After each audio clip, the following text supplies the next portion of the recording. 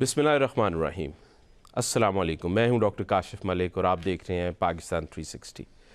PIA की privatisation finally हो गई। गवर्नमेंट जो है वो कई सालों से इसकी कोशिश कर रही थी, लेकिन समहाउ बहुत सी चीज़ें थी जो नहीं हो सकी। एक एक सोच ये है कि जी नेशनल एसेट्स को प्राइवेटाइज नहीं करना चाहिए, लेकिन जब नेशनल एसेट बोझ बन जाते हैं तो क्या उनको प्राइवेटाइज कर देना चाहिए या नहीं करना चाहिए। इन्हीं चीज़ों पे और क्या ये अवाम के लिए, हमारी गवर्नमेंट के लिए फ़ायदेमंद है या नहीं है, इस पे हम आज बात करेंगे। और इसमें मेरे साथ दो अहम मेहमान शामिल हुए हैं। अली खिज़र हैं जो कि डायरेक्टर हैं बिज़नेस रिकॉर्डर के, और हमारे साथ डॉक्टर बिशारत हैं जो इकोनॉमिस्ट है। अली खिज़र, आपकी तरफ आऊँगा। बड़ी नॉइज़ क्रिएट हुई इस प्राइवेटाइजे गिर्द, और हमने देखा कि ट्वीट्स हुई और बड़ा प्रोपेगेंडा भी हुआ, और आपने फिर उस पर एक बड़ी अच्छी क्लैरिफिकेशन दी। मैंने आपकी ट्वीट भी पढ़ी थी। तो ज़रा बताइएगा, सबसे पहले हम इस पर बात कर लेते हैं, क्या नेशनल एसेट्स प्राइवेटाइज होने चाहिए? देखिए जी, मतलब दुनिया में मुख्तलिफ तरह के मॉडल चलते हैं। इस वक्त अगर आप मिडिल ईस्ट के अंदर देखें, चाइना में देखें, तो जो जो नेशनल कंपनीज हैं जो बहुत अच्छा परफॉर्म कर रही हैं बैंकिंग में, एयरलाइन में और डिफरेंट सेक्टर्स में। जबकि अगर हम जाके वेस्ट में जाके देखें तो वहाँ पे हर किस्म की चीज डोमिनेट की हुई है प्राइवेट एयरलाइन, प्राइवेट कंपनीज में। सो वो मॉडल तो डिफरेंट तरह के काम करते हैं जी। हमने भी 1970s में सोचा कि हम नेशनलाइज करते हैं और चीज़ों को प्राइवेटाइज नहीं करते, बट उसके बाद जो है जो हमने देखा कि उसमें जो कि पॉलिटिकल इन्वॉल्वमेंट हो जाती है, और उसकी वजह से वो एफिशिएंट एलोकेशन कैपिटल की नहीं होती, रिसोर्सेज जो है वो एफिशिएंट नहीं होते, तो वो कंपनी जो है इनविजिबली लॉस करने लग जाती हैं। तो उसके बाद हम 1990 से प्राइवेटाइजेशन की तरफ आ गए हुए हैं।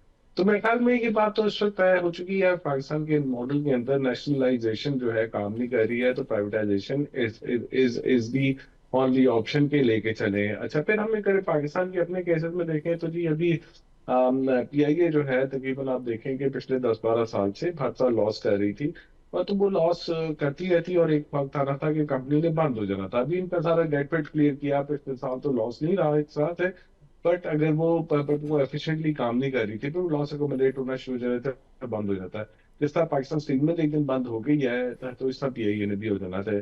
अब ये है कि इसको न्यू एग्जाम लाइफ मिल गई है, प्राइवेट सेक्टर ने इसको ले लिया है, वो उस पर एक अच्छे पैसे डालने की कमिटमेंट कर रहा है, तो इस चीज के रिवाइवल के चांस हाँ, नजर लेकिन अली, आ आप रहे हैं। ये भी तो और देखें कि एक होल्डिंग कंपनी पहले बनाई गई, और बहुत बड़ी लाइबिलिटी जो थी तकरीबन 650 अरब की, वो उस होल्डिंग कंपनी में पार्क की गई। जो इक्विटी थी बिज़नेस की, उसको पॉजिटिव किया गया ताकि प्राइवेट सेक्टर के लोग उसको ख़रीदें। तो अब सवाल ये है कि ये जो 650 अरब पार्क हुआ है, ये क्या टैक्स पेयर के ऊपर बोझ नहीं बनेगा? मतलब, सो मैं उस पे बाद में भी आता हूँ कि एक्चुअली फ़ैसला ओवरऑल ठीक था। ऑफ कोर्स एक मुश्किल फ़ैसला था, लेकिन ये जो 650 अरब पाक हो गया है, ये टैक्स पेयर्स ने पे करना है। बिल्कुल जी, ये तो टैक्स पेयर ने पे करना है, और ये कंपनी अगर नेशनल रहती, अगर गवर्नमेंट के हाथ में रहती, तब भी टैक्स पेयर ने पे करना था। आज प्राइवेटाइज हो गई है, तब भी टैक्स पेयर ने पे करना है, तो इसकी सिचुएशन में कोई फर्क नहीं आया। इसमें ये हुआ कि कल को ये अगर अगले 10 साल में ये लॉसेस और जी। आएंगे, जो जो जो कि अगर हम पिछले 15 साल की हिस्ट्री देखें तो आएंगे, तो वो टैक्स पेयर की उससे जान छूट गई है। और कल को अगर ये कंपनी प्रॉफिट बनाएगी तो उस पर जो टैक्स मिलेगा वो टैक्स पेयर को ही मतलब बेसिकली ओवरऑल टैक्स पेयर पे बोझ खत्म पड़ेगा और गवर्नमेंट को एडवांटेज होगा। तो जी वो तो जाहिर है गवर्नमेंट ने वो कोई भी प्राइवेट सेक्टर उस 600 बिलियन को लेके नहीं चलता था। तो ये तो हम फ्यूचर के लिए देख रहे हैं, जो जो हो चुका है उसको आप इकोनॉमिस्ट हैं, आप बेहतर समझते हैं कि संक कॉस्ट होती है कि जी संक कॉस्ट को आप रिकवर नहीं कर सकते। You cut the losses and move forward, तो ये हुआ है जी। सही है, सही है। सो एक और चीज़, खैर बिजनेस की तरफ भी आएंगे, लेकिन कोई ना कोई टैक्स एग्जाम्पशंस भी मिलेंगी जो नई कंपनीज, मतलब आरिफ हबीब का जो कंसोर्शियम बना है, सो वो टैक्स एग्जाम्पशन जो हैं वो क्या नेसेसरी थी? मतलब अल्टीमेटली तो हम फिर बात अगेन अवाम पे ही आएगी ना, कि अगर टैक्स इकट्ठे नहीं हो रहे और एक इदारा था वो पहले डेट था, और उसको फिर आप फर्दर टैक्स एग्जाम्पशंस देते रहेंगे। देखिए जी, वो टैक्स एग्जम्पशन पिछली दफा नहीं थी, जो पिछली 2024 अक्टूबर में गालिबन इन्होंने एक बिडिंग कराई थी, तो जिस बिडिंग के अंदर से ये लकी कंसोर्शियम भी था, प्रॉब्ली आरओबी पे थे उस वक्त, उन्होंने बिड करने से इनकार कर दिया था। सिर्फ एक कंपनी ने बिड किया था जो कि बड़ी जिसकी जिसकी को फाइनेंशियल मसल उस तरह नहीं था, और उसकी बिड भी बड़ी रिडिकुलस सी बिड थी कि मतलब 10 बिलियन की against reserve price of 85 billion, और वो भी लैंड में देना था। तो उसमें सीरियस प्लेयर निकल गए थे, क्योंकि वो टैक्स एग्जम्पशन की तरफ जज नहीं आ रहे थे। और दुनिया भर में देखा जाए तो काफी जगहों पे एयरलाइन के अंदर ये टैक्स एग्जम्पशन होती भी है। तो फिलहाल ये था कि प्राइवेट सेक्टर इसके बगैर नहीं आ रहा था, और टैक्स एग्जम्पशन के बगैर प्राइवेट सेक्टर ने नहीं आना था। तो सही है। आ गया है, एयरलाइन रिकवरी का चांस है, तो इस तरह से है। सही से मैं डॉक्टर बशारत की तरफ आऊँगा। डॉक्टर साहब, आप भी बड़े अरसे से इकॉनमी को देख रहे हैं। एक बड़ी डिबेट है, सो पाकिस्तानी जो हैं वो हमेशा अनकंफर्टेबल हो जाते हैं, एक डिस्ट्रस्ट सी एग्जिस्ट करती है प्राइवेटाइजेशन में। तो आपके ख्याल से ये फ़ैसला ठीक था? और अगर कोई इस किस्म की ट्रस्ट इश्यूज़ हैं हमारी आवाम में कि जी हमारे इदारे क्यों बेचे जा रहे हैं, तो उसको हम किस तरह हैंडल कर सकते हैं? देखिए जी, इसमें दो चीज़ें हैं। अब कुछ ऐसी इसेंशियल सर्विसेज होती हैं जो कि गवर्नमेंट को अपने पास रखनी होती हैं, और जिससे कि आम आवाम का फ़ायदा होता है, उसको आप प्राइवेटाइज़ अगर कर देते हैं तो प्राइवेट सेक्टर का तो सिर्फ एक एम होता है कि उसने प्रॉफिट बनाना है। अब आप, मेरा ताल्लुक एनर्जी सेक्टर से है। अब आप देख लें कि जब तक वापडा था आपका 75 पैसे का यूनिट था। पैसा तो अब नई नस्ल ने सुना ही नहीं कि होता क्या है, देखा नहीं कभी। 75 पैसे का यूनिट होता था। जब आपने IPPs को ले आए, और ये इसी तरह सारे जो है बड़े बड़े जो लोग हैं, तर्जुमान हैं स्पेशली बिजनेसमैन के, वो यही बड़ी तारीफ़ें करते रहे। इवन के वर्ल्ड बैंक ने उसको बहुत सपोर्ट किया, और एशियन डेवलपमेंट बैंक ने बहुत किया। जब आप IPPs को लाए तो वो यूनिट इस वक्त 65 रुपये का है। 75 पैसे से 65 रुपये का हो गया। अब कुछ चीज़ें ज़रूरी होती हैं जो गवर्नमेंट के पास रहें, वरना तो देखें 25 करोड़ की आबादी में से 24 करोड़ जो हैं वो इंतहाई गरीब हैं, और जो मिडिल क्लास है वो भी अब गुर्बत के नीचे चली गई है, लकीर से नीचे चली गई है। आपने उनका भी थोड़ा ख्याल करना। खैर, एयरलाइन ऐसी चीज़ है कि वो मिडिल क्लास वाले भी कम ही सफ़र करते हैं, और जो है गरीब तो जाता ही नहीं उसके नज़दीक इसकी। लेकिन ये है कि अब जो बात इस वक्त बहुत ज़रूरी है, जो करना मैं चाहता हूँ, वो ये है कि इन्होंने बेची कितने की है।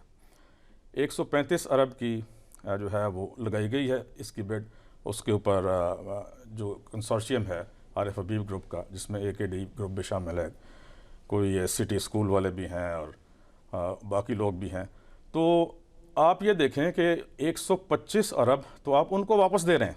आप ये ना कहें कि हम एयरलाइन में, कौमी एयरलाइन में उसको इन्वेस्ट कर रहे हैं। आप एक प्राइवेट सेक्टर के कंसोर्शियम को दे रहे हैं। ये ऐसा ही है जिस दिन PIA की प्राइवेटाइजेशन हुई है, उसी दिन जो है, या इसको बेचा गया है, उसी दिन इस्लामाबाद में एक और ऑक्शन हुआ था, जो कि CDA ने प्लॉट्स बेचे थे, कुछ कमर्शियल प्लॉट्स। अब एक प्लॉट है ब्लू एरिया में, वो 10 अरब का बेचा गया। कल को वो जिसने ख़रीदा है 10 अरब अपनी जेब से देकर, कल को वो कोर्ट में नहीं चला जाएगा। वो कहेगा कि भाई जिस तरीके से आपने PIA को जो है बेचा है, PIA गवर्नमेंट का एसेट था, उसको बेचा है आपने 135 का, और उसमें से 125 अरब आप उसको वापस कर रहे हैं कि तुम जो है इससे जो मर्ज़ी करो, इसमें लगाओ या जो भी करते हो। तो मैं जो है, मैंने भी ये ख़रीदा है गवर्नमेंट से 10 अरब का, मुझे भी तुम 9.5 अरब वापस कर दो ताकि मैं इसके ऊपर कंस्ट्रक्शन कर सकूं। ये कोई किसी के जहन में ये नुक्ता नहीं आ रहा। उसके बाद सिर्फ 10 अरब गवर्नमेंट को मिला, इसमें से 4 अरब जो है वो तो कंसल्टेंट्स की फ़ीस चली गई, तो 6 अरब इफेक्टिवली आया। अब आपने जैसे बात की कि 620 अरब के करीब जो है वो लाइबिलिटीज़ हैं सारी। अगर ये 135 अरब पूरा गवर्नमेंट के पास आता है और ये इसको इन्वेस्ट कर देते हैं लॉन्ग टर्म बॉन्ड्स वगैरह में जो भी है, इससे जो इंटरेस्ट आता है उससे आप ये पे करते रहते थोड़ा थोड़ा करके। लेकिन आपने तो यानी 92.5% उसी को वापस दे दिया प्राइवेट सेक्टर। जी डॉक्टर साहब, इंटरेस्टिंग पॉइंट आपका। लेकिन देखें, दूसरी तरफ एक मसला ये है कि हम हर साल 50 अरब से ज़्यादा का नुकसान कर रहे थे इस इदारे में। तो मतलब मुझे एक थोड़ा सा जो प्रॉब्लम इस चीज़ पे होता है कि येस, आप सही कह रहे हैं, नेशनल एसेट्स होते हैं, उनको इस तरह प्राइवेटाइज करना चाहिए, नहीं करना चाहिए, ये एक और डिबेट है। लेकिन कितने साल हमारे पास थे हम इस इदारे को ठीक कर सकते? ये तो इदारा ब्लीड करी जा रहा है, करी जा रहा है, करी जा रहा है। तो खैर, हमारे टैक्स पेयर्स तो दोनों तरफ से ही मुश्किल में है। लेकिन वो जो आपका पॉइंट था कि एक नेशनल एसेट है, मैं बल्कि अली से इस पे कमेंट चाहूँगा। अली, एक मतलब बड़ी चीज़ जो आप देखते हैं कि जी हज की सर्विसेज हैं, और वो एक बहुत बड़ा चंक है, और वो PIA ने हैंडल किया हुआ था, और जारी बात है उस वक्त स्टेट ओन्ड एयरलाइन थी। आपके ख्याल से क्या होगा, मतलब ये जो इतना बड़ा था, या जिस तरह गवर्नमेंट के सब लोग जो हैं उनको बाकायदा कहा जाता था कि आपने पीआईए पे ही ट्रैवल करना है, तो ये सारे चीज़ें जो हैं ये भी अगेन प्राइवेट उसमें चली जाएंगी कि कंपटीशन में है, हज फ्लाइट्स भी जो है वो डिफरेंट एयरलाइंस लेके जाएंगी? हाँ, अच्छा, ये पहले, इससे पहले थोड़ा सा जो आपके दूसरे मेहमान है उन्होंने जो बात की, वो ब्लू एरिया वाले प्लॉट की मिसाल थी, वो बड़ी की मजाका खेज बात थी उनकी, क्योंकि पीआईए की जो बिडिंग हुई है उसका स्ट्रक्चर ही ये था कि 125 बिलियन कंपनी के अंदर जाएंगे, जाहिर है इन्हीं इन्वेस्टर से जाएंगे, और उस कंपनी के अंदर जाएंगे जिसमें 25% अभी गवर्नमेंट भी होल्ड करता है, उस कंपनी में लगेंगे। दूसरा बात है कि ये कंपनी, गवर्नमेंट को अली, एक 10 क्विक बिलियन का चीज़ कैश कि मिला है। ये बाइंडिंग है क्या, मतलब हमने आरिफ हबीब ग्रुप को बाइंड किया है, यानी स्टेट ने, कि उन्होंने ये पैसे लगाने हैं, या इट्स नॉट जी, बाइंडिंग? जी, बिल्कुल बाइंडिंग है, बिल्कुल ओके, बाइंडिंग है। ओके, 3 महीने के अंदर इसका 2/3 आएगा, और 1/3 जो है वो 12 महीने में आएगा, जिसके अगेंस्ट कैशेबल सिक्योरिटी गवर्नमेंट ने दी हुई है। वो अगर नहीं लेगा तो गवर्नमेंट उसको चार्ज कर लेगा, या उसको शेयर नहीं ट्रांसफर हो गए। हाँ, एक दफा ये ले लेते हैं, पैसे डल जाते हैं, फिर उसके बाद उस कंपनी का क्या करते हैं ये उनके ऊपर होगा कि उसे उस पैसे का क्या करते हैं। वो पैसा आना इस कंपनी में बाइंडिंग है। अच्छा, दूसरी बात, की कंपनी के 10 बिलियन गवर्नमेंट को मिले हैं, और जो वैल्यूएशन आई है 75% की, जो गवर्नमेंट की कंपनी की वैल्यू हो जाएगी आफ्टर दिस इक्विटी 135 हो जाएगी, तो गवर्नमेंट को 45 अरब रुपया की इक्विटी भी मिलेगी, जो अगर अगला 25% खरीद लेगा तो वो भी मिल जाएगा। तो टोटल जो वैल्यूएशन गवर्नमेंट को इस कंपनी की मिली है वो 55 अरब की मिली है, और उसमें से 10 अरब कैश मिला है। अब आप कह रहे हैं, अब इसको इसको आप इस तरह देखिए कि इस कंपनी के एसेट क्या है, लाइबिलिटी क्या है, उसके हिसाब से देखिए। अगर आप समझे कि आपका एक घर है, वो 1 अरब रुपए का घर है, लेकिन उस पे आपका एक बैंक का 80 रुपए का करोड़ है, 80 करोड़ का लोन है, तो आप वो घर मुझे अगर बेचेंगे तो मैं आपको कितनी पेमेंट करूंगा? 1 अरब दूंगा या 20 करोड़ दूंगा? 20 करोड़ दूंगा, क्योंकि 80 करोड़ का जो लोन है वो भी आप मुझे साथ ही बेचेंगे। हाँ, अगर वो 80 करोड़ लोन का लोन आप वापस अपने पास ले लेंगे तो मैं 1 अरब दूंगा। तो इस तरह से इस चीज की है। तो पीआईए की जो जो एसेट्स है वो तकरीबन 125 अरब के हैं, और उसमें से कोई 100 अरब से ऊपर उसकी लाइबिलिटी भी है। तो जो नेट इक्विटी उसकी 9 बिलियन की है, मार्क टू मार्केट कर भी ले तो 40 अरब की आती है। तो उस हिसाब से 55 अरब की वैल्यूएशन ठीक है। तो ये पहले एक बात समझ लें। अच्छा, ये बात हो गई। दूसरी बात, अब आपका सवाल जो था वो ये था कि हज फ्लाइट्स क्या है क्या नहीं है। मेरे ख्याल में इस तरह की जो गवर्नमेंट की इन्फोर्समेंट जो चलती थी, यानी कि जी आपने रहीम यार खान की फ्लाइट चलानी है, आपने गिलगित की चलानी है, आपने हज पे इन लोगों को लेके जाना है, ये करना है, ये सब खत्म हो जाएगा। इसके बाद ये इस तरह ही काम करेगी जैसे कोई प्राइवेट एयरलाइन काम करती है। हाँ, इसके पास सर्टेन जो वो है राइट्स है, लैंडिंग राइट्स हैं, जो कुछ ट्रेडेबल है कुछ ट्रेडेबल नहीं है, और वो उसको स्टेट ओन्ड होने की वजह से मिले हैं, वो रहेंगे जिसका ये कंपनी बहुत फायदा उठाएगी अगर उसको उस पे इन्वेस्ट करती है और उन रूट्स को एक्टिवेट कर देती है। तो बहरहाल ये हज में तो मेरे ख्याल में ये प्राइवेट सेक्टर से compete करेगी, और अगर गवर्नमेंट कहीं कहेगी कि जी इतने बंदों को लेके जाना है, इतने पे करना है, तो फिर गवर्नमेंट उस पर खुद सब्सिडी देगी। या गवर्नमेंट कहती है कि भाई कराची से इंडिया खान की फ्लाइट चलानी है, गिलगित की फ्लाइट चलानी है, जरूरी है, तो अगर उसमें प्रॉफिट नहीं आता तो वो फिर उसका जो लॉस है वो गवर्नमेंट, जो उसका डिफरेंस है वो गवर्नमेंट पे करेगी, प्राइवेट सेक्टर नहीं देगा। तो it will operate like any other private sector. जी जी, सही कहने अली। जी, वैसे भी अगर हम बिजनेस वायबिलिटी देखें तो हमारे पास एक तो गल्फ़ की एग्जांपल है, वहाँ पे स्टेट ओन्ड एयरलाइंस हैं, लेकिन स्टेट ने बहुत ज़्यादा उधर इंडा हुआ है। दूसरी तरफ अगर हम देखें अमेरिकन एयरलाइंस को देखें तो उनका जो आफ्टर टैक्स प्रॉफिट है वो 3 to 4% होता है, एशिया पैसिफिक में 2 to 3% है। अभी रिसेंट हिस्ट्री में जब एयर इंडिया प्राइवेटाइज हुई है वो अभी तक 9% लॉस में चल रही है। तो जी, एक एंगल इंडिगो तो का भी ये है, लॉस चल रहा है। या सो जी, एक इंडिगो एंगल का तो भी ये है लॉस कि चल जी रहा है। हमने प्राइवेटाइज बहुत सस्ती कर दी, लेकिन I think the second important angle is कि it's not a walk in the garden for Arif Habib group. I mean उन लोगों को भी बहुत ज़्यादा इन्वेस्ट करना होगा एयरलाइन को उठाने के लिए। आई थिंक पीआईए का कंपटीशन भी जो है वो लोकल तो नहीं है, मतलब हाँ एक्सक्लूसिव राइट्स तो हैं उनके पास इंटरनेशनल डेस्टिनेशंस के, वो एक बहुत बड़ा प्लस है, लेकिन देन उनका कंपटीशन भी तो इंटरनेशनल एयरलाइंस बनेंगी। तो इस पे बिजनेस एग्जैक्टली। वायबिलिटी पे आपके कमेंट्स चाहूँगा। देखिए, business viability, airline is a very tricky business. आपने जैसे बताया कि दुनिया भर में बहुत सारी एयरलाइन नुकसान करती हैं, और जब कोई प्रॉफिट बनाती है तो बहुत अच्छा प्रॉफिट बनाती है। तो इसमें छक्के भी लगते हैं पर नुकसान भी होता है। तो बिल्कुल और इनको डोमेस्टिक के अंदर कोई इतनी जान भी नहीं है डोमेस्टिक में कोई इतना कंपटीशन भी नहीं है और जान भी नहीं है। असल चीज है इनकी इंटरनेशनल जो पाकिस्तान सारी मार्केट जो क्या है जी, एक्सपर्ट की मार्केट है। एक्सपर्ट की मार्केट है और एक्सपर्ट जो इस वक्त जो मेजोरिटी जो ट्रैवल करता है वो फॉरेन एयरलाइंस पे करता है। और वो फॉरेन एयरलाइंस एक तो ये है कि थोड़ी महंगी भी होती हैं, फिर मतलब उसके बाद वो पैसे मुल्क से बाहर लेके जाती हैं, फिर वो बड़े ऑड टाइम पे चलती हैं। रात के 2 बजे फ्लाइट, सुबह के 4 बजे फ्लाइट, कंज्यूमर को भी बेनिफिट नहीं होता।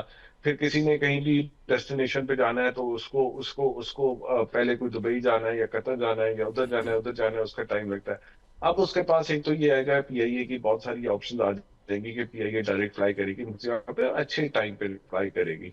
तो ये मेरे ख्याल में बहुत फायदा होगा, और अगर उसको सही तरह से कैपिटलाइज करे तो आएगा। अगर पीआई अपने जहाज बेहतर करेगा, अपना क्रू बेहतर करेगा, अपनी अपनी अपनी सर्विसेज को बेहतर करेगा, तो इट्स नो ब्रेनर के लोग उस पर आ जाएंगे। जी जी, थैंक यू तो अली। मैं नेचुरली उसका जी जी। जी जी, मैं डॉक्टर बशारत की तरफ आऊँगा। डॉक्टर साहब कोई खुश नहीं लग रहे प्राइवेटाइजेशन से। डॉक्टर साहब ये ओवरऑल तो मतलब देखिए, अगर हमने ख़रीदनी हो एयरलाइन एक इतने लॉस में है और मुझे पता है कि आगे मुझे hundreds of billions of rupees invest करने पड़ेंगे, तो मतलब प्राइवेटाइजेशन तो एक डिबेट हो गई, लेकिन वो ग्रुप भी तो बहुत ज़्यादा पैसे इन्वेस्ट करके एक डेड एयरलाइन को उठाएगा। तो आप इसको फिर कैसे देखते हैं? जी, डेड एयरलाइन जो थी ना, ये थी कि इसकी एडमिनिस्ट्रेशन सही नहीं थी। आपने गवर्नेंस सही करनी थी। आप जो है इंटरनेशनल इसमें एक्सपर्ट्स ले आते, प्रोफेशनल्स ले आते, उससे ये बेहतर हो जाती। जो आप ये करेंगे, आरिफ हबीब ग्रुप, इन्होंने क्या करना, इन्होंने अपना तो पैसा नहीं लगाना। 125 अरब तो आपने इनको दे दिया, यही लगाएंगे। इसके अलावा मैं नहीं समझता, या बैंक से कर्जे लेकर लगाएंगे।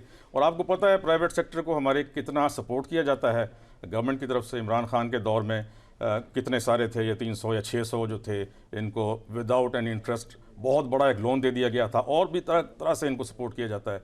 और ये आगे ये नहीं देखा जाता कि कंज्यूमर जो है उसके जो राइट्स हैं या उसके लिए हम क्या कर रहे हैं। अब ये इतनी बड़ी एक चीज़ इनको मिल जाती है और आप उनको पैसे भी इतने दे देते हैं, लेकिन उनके ऊपर। डॉक्टर साहब देखें, कंपटीशन भी तो आएगा ना। देखें, पहले हमारे यहाँ एक लोकल 2 एयरलाइंस थी, अब 3-4 लोकल एयरलाइन हो गई हैं। अब आपने इस्लामाबाद से कराची ट्रैवल करना होता है तो आपके पास ऑप्शन है कि आप A, B, C की प्राइसेस चेक करें कि कौन सी। सो जब पीआईए भी इवन लोकल मार्केट में भी एज ए कंपेटिटर आएगा तो कंज्यूमर को तो फ़ायदा होगा इसका।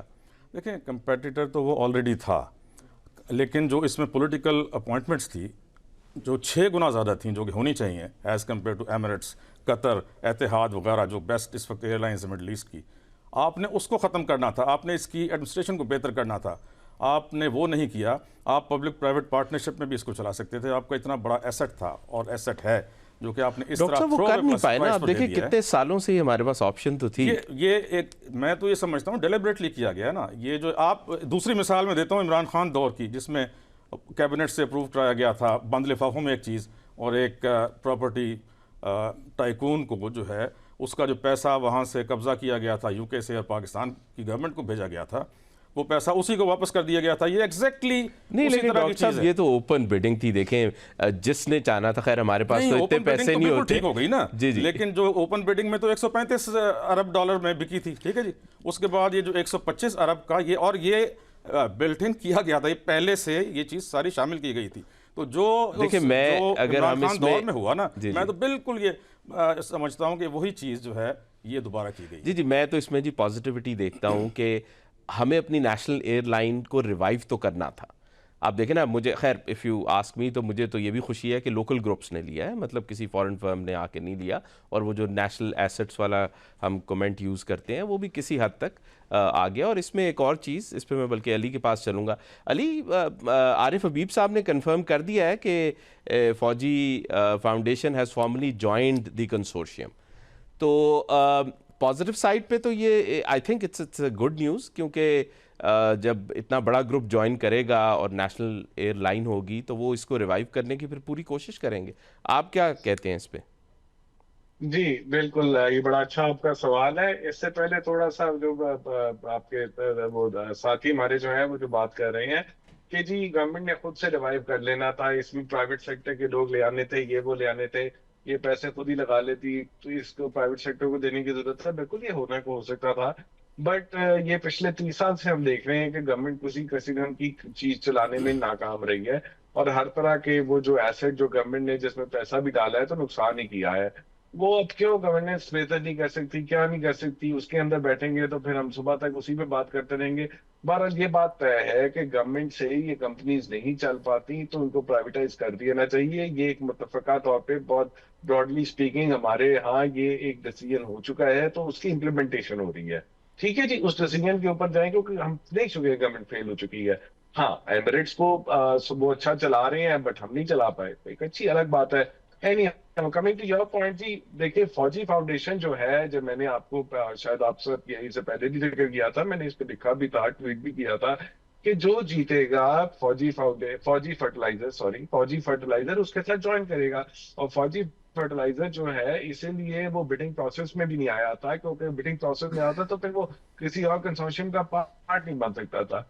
अच्छा, इंटरेस्टिंग बात यह है कि हमारा अंदाजा ये था कि फौजी फर्टिलाइजर जो है वो 20 से 25% शेयर लेगा कंसोर्शियम के अंदर, जो कंसोर्शियम का जो भी पोर्शन है 75% का, उसका 20% लेगा।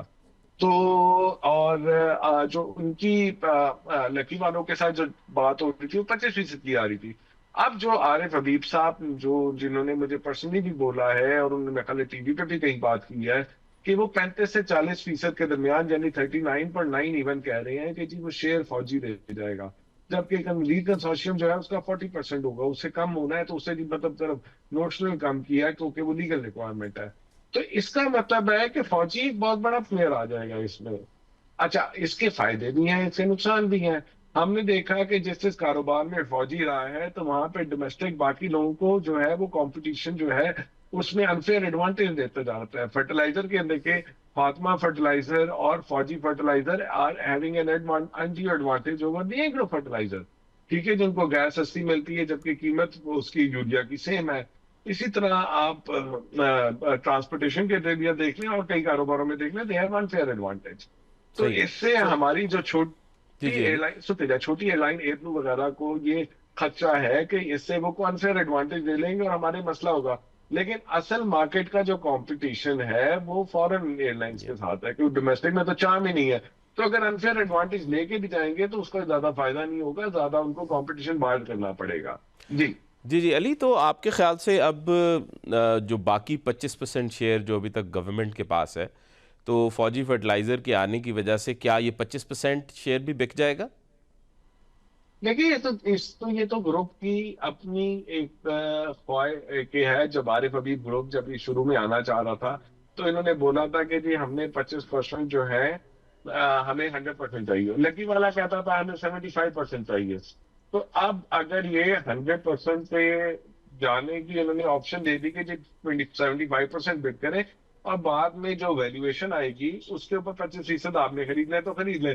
ये ऑप्शन इनके पास है, ये 3 महीने इनके पास है जिसमें इन्होंने ये फैसला करना है कि ये खरीदना है कि नहीं खरीदना। अब जो आरिफ हबीब साहब जो लेटली जो कह रही हैं, जो वो ये कह रही हैं कि they are looking for an international partner. तो इंटरनेशनल एयरलाइन देख रहे हैं कोई ऐसा कि जो उनका पार्टनर आ जाए वो 25% ले ले तो वो फिर ये ले लेगी। तो अभी इन्होंने फैसला करना है जी जी कि चलें लेना है अली, कि नहीं हमें लेना एक ये। क्विक ब्रेक लेनी है, वापस आते हैं और सकते हैं। Thank you.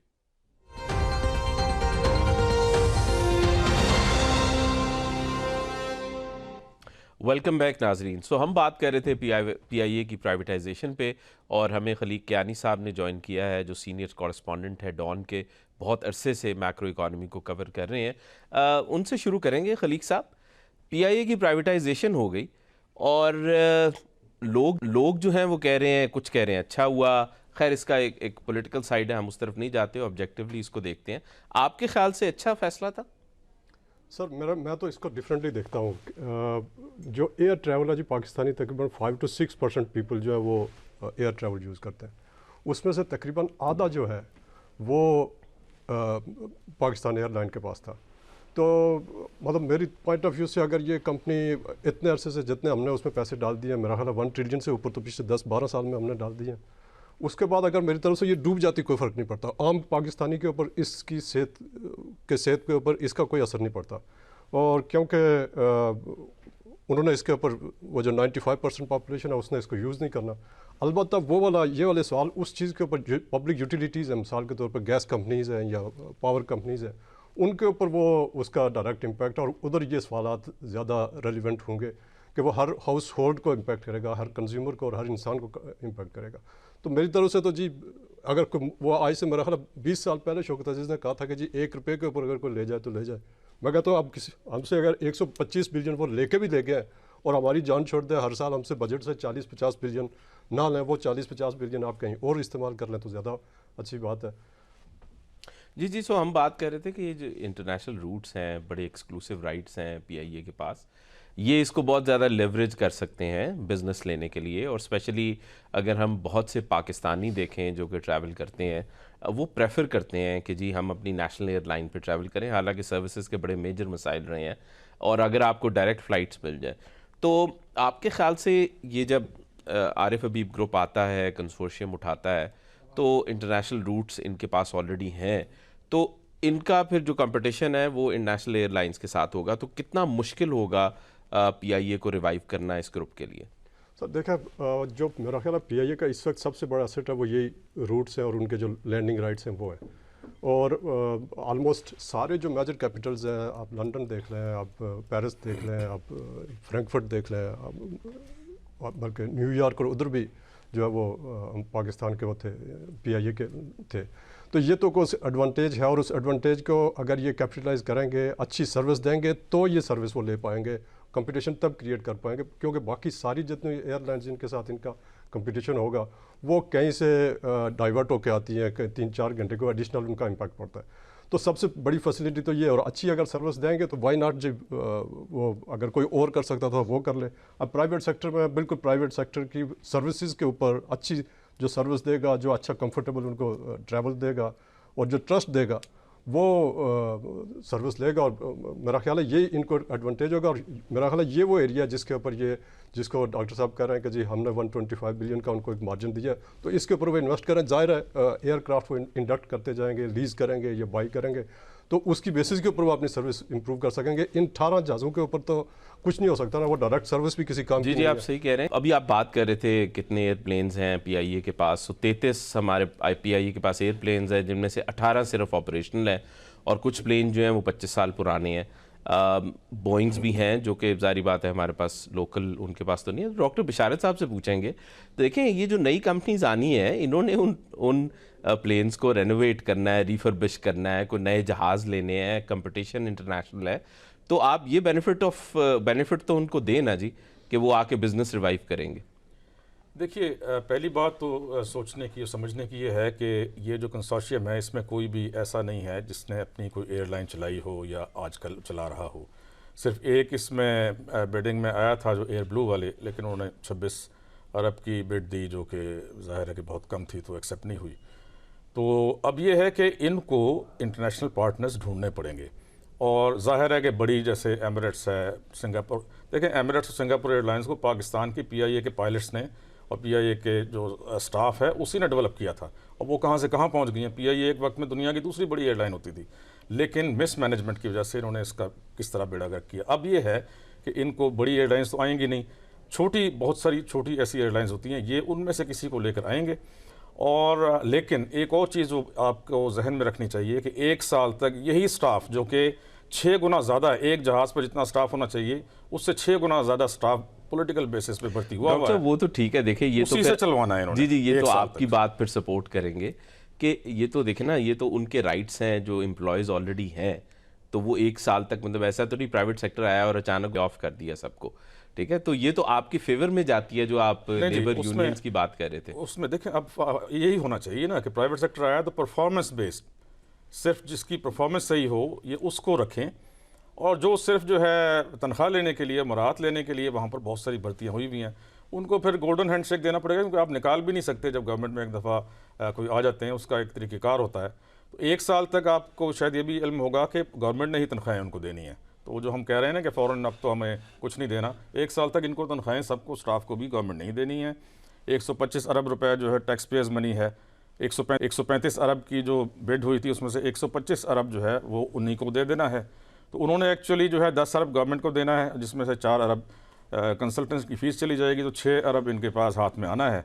और मैं तो समझता हूँ कि आया तो कुछ भी नहीं, लेकिन अगर चलो एक एयरलाइन, अब क्योंकि ये गवर्नमेंट की एयरलाइन तो रही नहीं है तो हमें उसका वो उस तरह नहीं कहना चाहिए कि गवर्नमेंट की एयरलाइन रिवाइव हो रही है।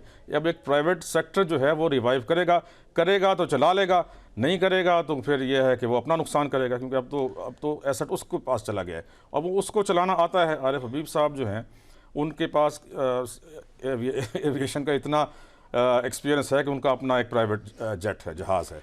चलिए, इतना ये तो वो तो जानते हैं। जी डॉक्टर उसके साहब, ये बाद तो ये है कि वो अच्छी एयरलाइन को साथ मिलाएंगे, लेकिन वो उनमें कम से कम वो जानते हैं कि बिजनेसेस कैसे चलाई जाती हैं, तो वो कर लेंगे। और मेरा ख्याल है उसके बाद इसमें बेहतरी तो ज़रूर आएगी। और ज़्यादातर लीज़ पर लेकर सारी दुनिया की एयरलाइंस चलती हैं, तो जहाज़ लीज़ पर लेंगे। जी थैंक यू डॉक्टर साहब। मैं अली के पास चलूँगा। अली, 133 जहाज़, 18 ऑपरेशनल, बहुत पुराने जहाज़, बड़ा चैलेंजिंग नहीं है आरिफ हबीब कंसोर्शियम के लिए?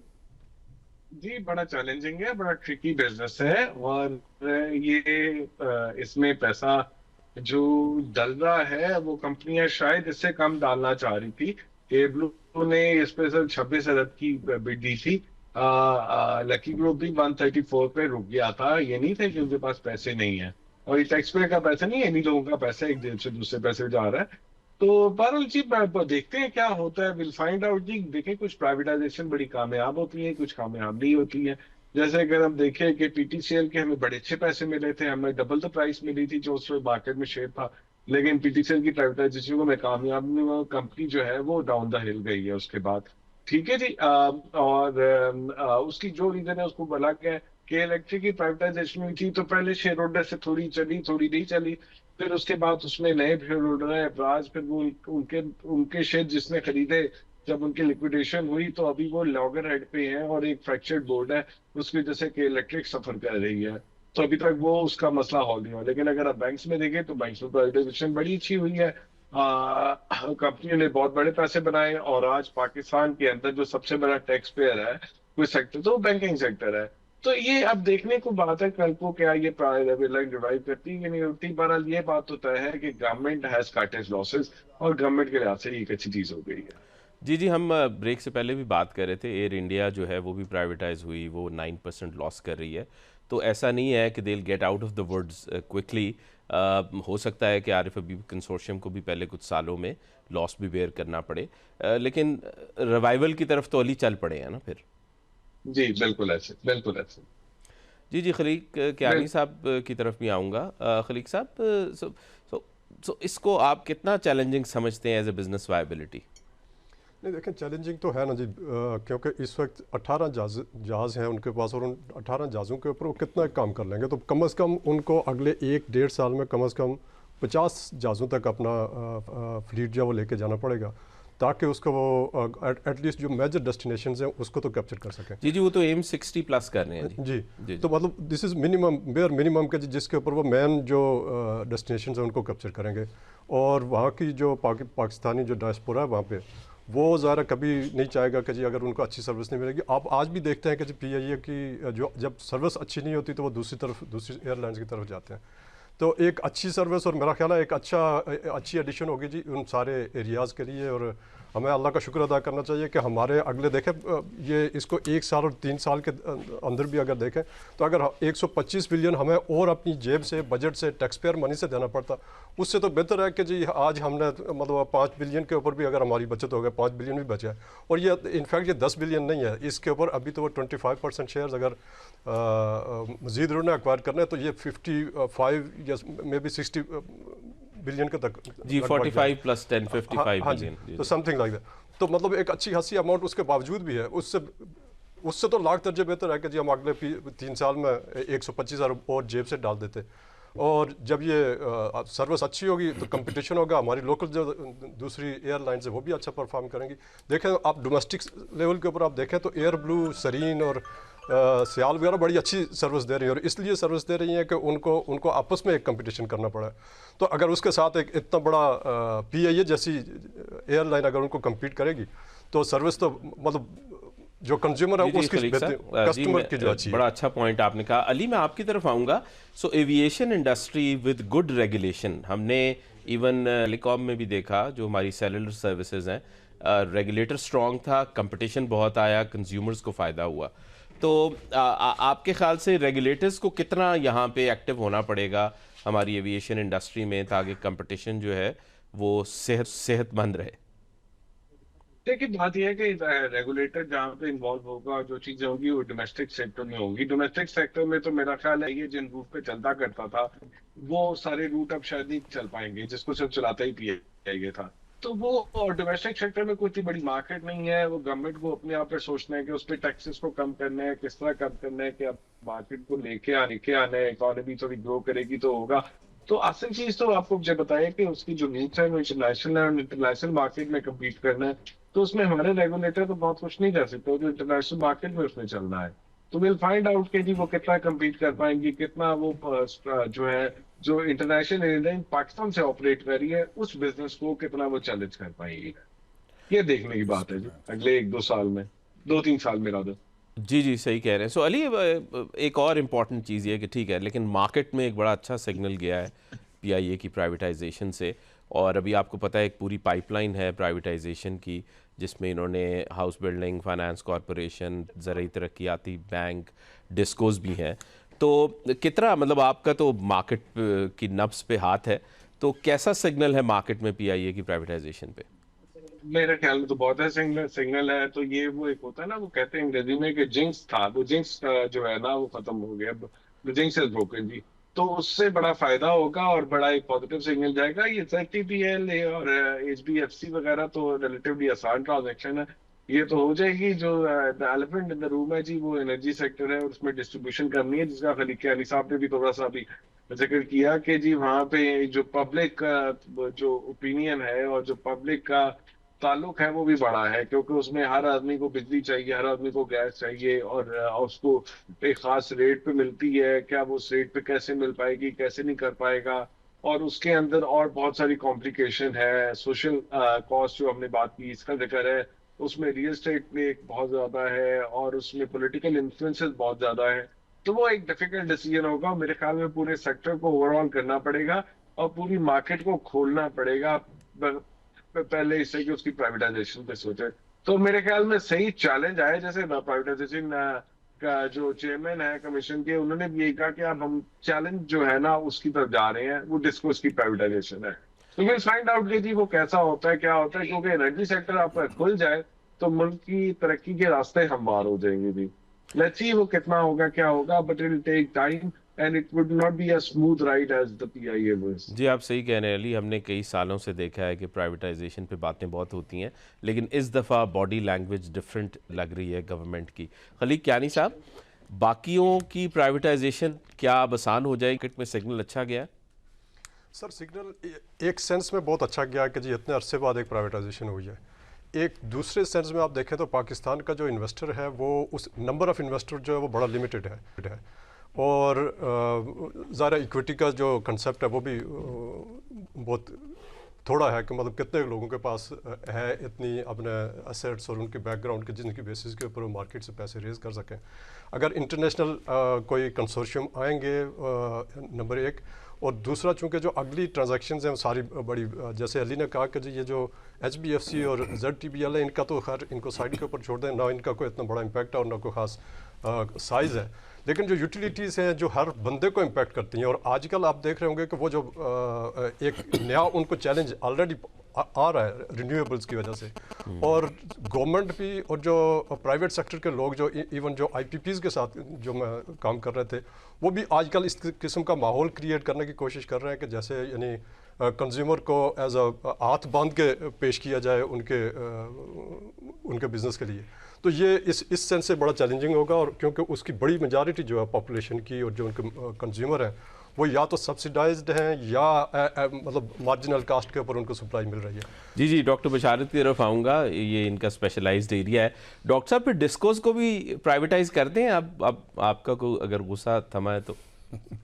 देखिए, बात ये है कि प्राइवेटाइज आप ज़रूर कर दें हर चीज़ को, लेकिन मैंने जैसे आज किया कि जब गवर्नमेंट के वापडा के पास था ये सेक्टर, तो 75 पैसे का यूनिट था। पैसा नई नस्ल को पता नहीं है कि 1 रुपये का 75% होता है।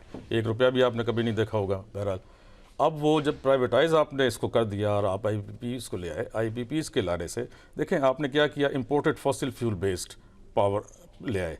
इंपोर्टेड जो है फर्नेस ऑयल, इंपोर्टेड कोल, इंपोर्टेड LNG, जिससे कि आग लग गई प्राइसेस को। टैरिफ जो है वो 65 रुपये डोमेस्टिक और 75 रुपये के करीब जो है वो कमर्शियल और इंडस्ट्रियल टैरिफ हो गया। मुझे ये बताएं कितनी इंडस्ट्री चल सकी, लाखों लोग बेरोज़गार हो गए, इंडस्ट्री बंद हो गई बुरी तरह का। फिर आपने एक और जो काम किया है डॉक्टर साहब, वो गवर्नेंस फेलियर भी तो था ना, मतलब हम खाली वो प्राइवेट सेक्टर को तो उधर ना ब्लेम करें ना। सो देखिए, उस वक्त हम एनर्जी हंगरी थे, हमारे पास तो बिजली नहीं थी। अच्छा, मैं इस पर आता हूँ जी। एनर्जी हंगरी थे ना, तो आपकी 7,000 से 8,000 मेगावाट्स की, ये मैंने मोहम्मद अली साहब जिन्होंने प्राइवेटाइज़ किया ना, इनको ये चीज़ बताई थी, इन्होंने मानी है। 7-8 हज़ार मेगावाट्स आपकी रिक्वायरमेंट है सर्दियों की, और गर्मियों की है 22,000। इससे ज़्यादा आपका ग्रिड ही नहीं ले सकता। 22,000 मेगावाट्स की रिक्वायरमेंट के अगेंस्ट आपने लगा दिए कितने, 46,000 मेगावाट्स। फिर आप कैपेसिटी पेमेंट्स दे रहे हैं ना, आप एक्चुअली कैपेसिटी पेमेंट्स में इस कौम को रगड़ रहे हैं, ये जो कुछ हो रहा है। फिर आपने डी वैल्यू किया रुपया, 100 रुपये का था 2017 में जब नवाज शरीफ साहब को हटाया गया, और ये 313 तक ले गई, जो उसके बाद ही गवर्नमेंट्स आई, कोalition गवर्नमेंट, जो कि अब 280 के करीब है। उससे क्या हुआ, 3 गुना हो गया वो जो इंपोर्टेड फॉसिल फ्यूल बेस्ड आपका टैरिफ। डॉक्टर साहब, हमें एक पूरा प्रोग्राम करना है इस पे, और हम डेफिनेटली आपको इनवाइट करेंगे, और energy sector, energy policy, renewables पे वी विल डू इंशाल्लाह प्रोग्राम। अभी हमें क्लोजिंग की तरफ जाना है। नाजरीन, PIA की निजकारी जो थी वो एक अच्छा फ़ैसला था। एक बहुत बड़ा इदारा जो कि गवर्नमेंट के ऊपर बोझ बना हुआ था, टैक्स पेयर का पैसा खाया जा रहा था, वो प्राइवेटाइज हो गया। हमें एक पॉजिटिव नोट के साथ आगे जाना है, और इसको देखना है इंशाल्लाह, और दुआ करनी है कि हमारा इदारा दोबारा पैरों पे खड़ा हो जाए। इसी के साथ आपसे इजाज़त चाहेंगे। अल्लाह हाफ़िज़।